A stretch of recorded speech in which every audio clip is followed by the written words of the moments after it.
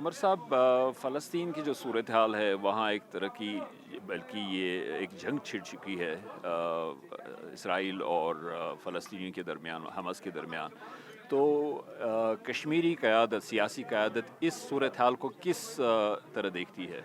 میں کشمیر کی سیاسی جو قیادت ہے ان کی طرف سے بول نہیں سکتا ہوں. اپنی طرف سے کہہ سکتا ہوں کہ حالات کو دیکھ کے افسوس ہوتا ہے، کیونکہ دیکھیں تو دونوں طرف سے جو مر رہے ہیں بے گناہ زیادہ مر رہے ہیں، اور جنگ میں یہی ہوتا ہے. آپ دیکھیں دنیا میں کہیں پہ بھی جہاں جنگ ہوتی ہے تو اکثر بیشتر اس کا خمیازہ جو ہے بے گناہ لوگ بھگتتے ہیں. چاہے آپ یہاں ہندوستان پاکستان کی بات کریں، آپ یوکرین روس کی بات کریں، یا آپ اسرائیل اور فلسطین کی بات کریں. اس سارے صورتحال میں سب سے زیادہ جو نقصان اٹھانا پڑتا ہے، سب سے زیادہ جو خون خرابہ ہوتا ہے وہ بے گناہ لوگوں کی ہوتی ہے. اور میری دلی تمنا یہی ہے کہ وہاں جلد سے جلد امن دوبارہ قائم ہو، جنگ کا صورتحال جو ہے وہ رک جائے.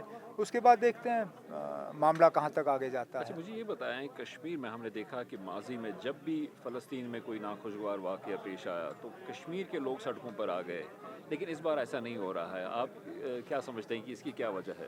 موجودہ حکومت نے کسی بھی مدعے پہ جموں کشمیر کے لوگوں کو سڑک پہ آنے کی اجازت ہی نہیں دی.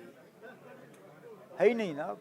یہاں پہ ہمارے تمام جمہوری حق جو ہیں ان کو کچل دیا گیا ہے. میں نے ابھی پریس کانفرنس میں الیکشن کی بات کی نا. جو ہمارا جمہوری حق ہے، ہمیں جب اس حق سے محروم رکھا جا رہا ہے، آپ کو کیا لگتا ہے کہ ہمیں فلسطین پہ احتجاج کرنے کی کوئی اجازت دی جائے گی؟ کچل دیا جائے گا. یہاں پہ نا لوگوں کو دبا دیا جائے گا.